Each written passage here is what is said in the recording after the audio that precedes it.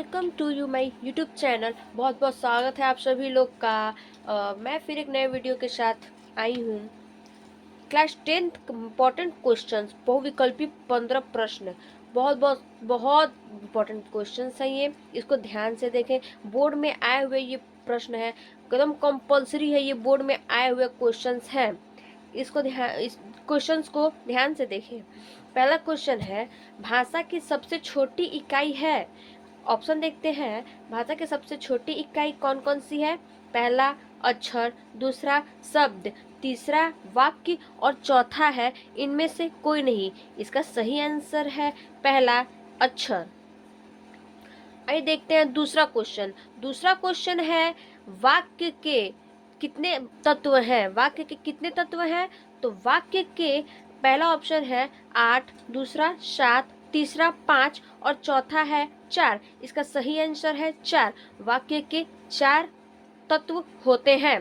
और ये तीसरा क्वेश्चन देखते हैं। अब तीसरा क्वेश्चन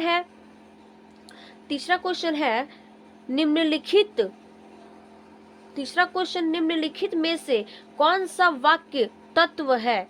कौन सा वाक्य तत्व है? नहीं है, वाक्य तत्व नहीं है। पहला ऑप्शन है सार्थकता, दूसरा है जिज्ञासा, तीसरा है विधेय और चौथा है अनिध्यता। तो इसका सही ऑप्शन है विधेय। सही ऑप्शन है ये विधेय। वाक्य का विधेय नहीं है। चौथा क्वेश्चन है दोस्तों, वाक्य के कितने अंग होते हैं? पहला ऑप्शन है 3, दूसरा 2, तीसरा 4 और चौथा है 5। इसका सही आंसर है 2। इसका सही आंसर है 2। वाक्य के 2 अंग होते हैं।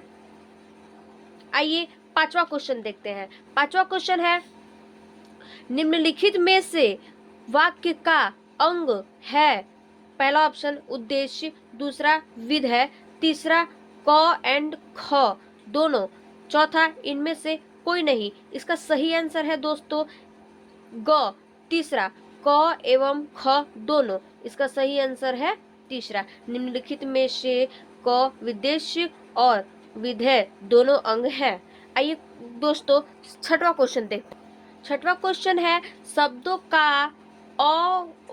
का व्यवस्थित और व्याकरणिक कर्म कहलाता है।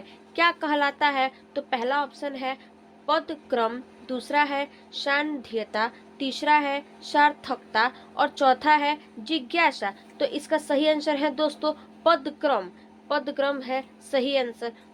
भाषा और व्यवस्थित और व्याकरणिक कर्म पद क्रम कहलाता है। सातवां क्वेश्चन, इसके विषय में कुछ कहा जाता है उसे क्या कहते हैं? पहला ऑप्शन विधेय, दूसरा विदेश्य, तीसरा है पदक्रम और चौथा है जिज्ञासा। इसका सही आंसर है दोस्तों विदेश्य। जिसके विषय में कुछ कहा जाता है उसे क्या कहते हैं? तो उसे उद्देश्य कहते हैं। सातवां क्वेश्चन है ये देखते हैं। आठवां क्वेश्चन है, राम पढ़ता है। इस वाक्य में राम पद है। राम कौन सा पद है? आइए देखते हैं दोस्तों। पहला ऑप्शन है उद्देश्य, दूसरा है विधेय, तीसरा है सर्वनाम और चौथा है विशेषण। इसका सही आंसर है दोस्तों विदेश्य। राम पढ़ता है, इस वाक्य में राम उद्देश्य पद है। नौवां क्वेश्चन है, निम्नलिखित में से कौन सा पद उद्देश्य हो सकता है? तो कौन सा पद हो सकता है? पहला ऑप्शन संज्ञा, दूसरा सर्वनाम और तीसरा है विशेषण, चौथा है उपयुक्त सभी। तो इसका सही आंसर है दोस्तों उपयुक्त सभी। संज्ञा भी हो सकता है, सर्वनाम और विशेषण तीनों हो सकता है। इसका सही आंसर है उपयुक्त सभी। आइए दोस्तों देखते हैं 10th क्वेश्चन। अब 10th क्वेश्चन क्या कह रहा है, निम्नलिखित में से कौन सा पद उद्देश्य नहीं है? 9 क्वेश्चन था उद्देश्य कौन सा पद उद्देश्य है, और 10वां क्वेश्चन है कौन सा पद उद्देश्य नहीं है। तो आइए देखते हैं। पहला ऑप्शन है क्रिया सार्थक संज्ञा, दूसरा है वाक्यांश, तीसरा है वाक्य रूप और चौथा है क्रिया। तो इसका सही आंसर है दोस्तों क्रिया। क्रिया इसमें उद्देश्य नहीं हो सकता है। आइए दोस्तों 11th क्वेश्चन है, वाक्य का वो भाग जो उद्देश्य के बारे में सूचना देता है वह क्या कहलाता है? पहला ऑप्शन है उदय, दूसरा है पदक्रम, तीसरा है शब्द और चौथा है जिज्ञासा। तो इसका सही आंसर है दोस्तों उदय। यह वाक्य का यह भाग जो उद्देश्य के बारे में सूचना देता है उसे उदय कहते हैं। इसका सही ऑप्शन है दोस्तों उदय। आइए देखते हैं 12th क्वेश्चन, नेक्स्ट क्वेश्चन है 12th। इसका क्वेश्चन देखते हैं, जानवर दौड़ता है, इस वाक्य में दौड़ते क्या है? मतलब इस वक्त में पूछा है दौड़ते, वो कौन सा वाक्य है? पहला ऑप्शन है उद्देश्य, दूसरा है विधेय, तीसरा है सर्वनाम, चौथा है विशेषण। तो इसका सही आंसर है दोस्तों विधेय। विधेय इसमें दौड़ते क्या है? विधेय, इसमें विधेय नहीं है। 13 लास्ट क्वेश्चन है 13 क्वेश्चन है, विधेय के अंतर्गत शामिल है कौन सा विधेय शामिल है? पहला ऑप्शन है क्रिया, दूसरा क्रिया विशेषण, तीसरा है कारक और चौथा है उपयुक्त सभी। इसका सही आंसर है दोस्तों उपयुक्त सभी। विधेय में क्रिया अंतर्गत शामिल होता है, कारक भी शामिल होता है और क्रिया विशेषण विशेष शामिल होता है। तो इसका सही आंसर है दोस्तों उपयुक्त सभी। आइए देखते हैं 14 प्रश्न क्या बोलता है? रचना के आधार पर वाक्य के कितने भेद होते हैं?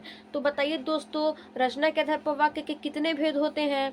तो पहला ऑप्शन 3, 4, दूसरा 4, तीसरा 5 और चौथा है 7। तो इसका सही आंसर है दोस्तों 3। इसका सही आंसर है 3। रचना के आधार पर 3 भेद, वाक्य के 3 भेद होते हैं। 15 है लास्ट क्वेश्चन है 15 क्वेश्चन क्या पूछा है? जिस वाक्य में एक उद्देश्य एक विधेय होता है उसे क्या कहते हैं? तो उसे संयुक्त वाक्य कहते हैं, सरल वाक्य, मिश्रित वाक्य और चौथा इनमें से कोई नहीं। तो इसमें दोस्तों इसका आंसर क्या होगा? तो इसका आंसर सरल वाक्य होगा। दूसरा सरल वाक्य सही। जिस वाक्य में एक उद्देश्य और विधेय होता है उसे सरल वाक्य कहते हैं। थैंक यू, फिर अगले वीडियो में मिलेंगे।